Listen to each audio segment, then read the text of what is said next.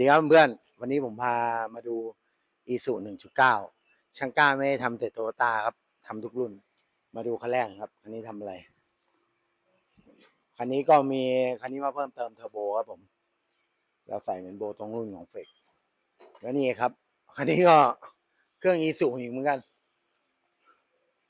คันนี้เป็นมั z ด้า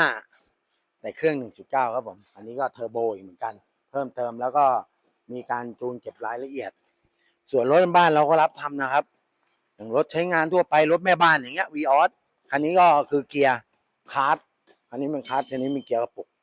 ก็มีทางนู้นเนี่ยครับทางนู้นก็ Isuzu 1.9ครับผมเอ่อเพื่อน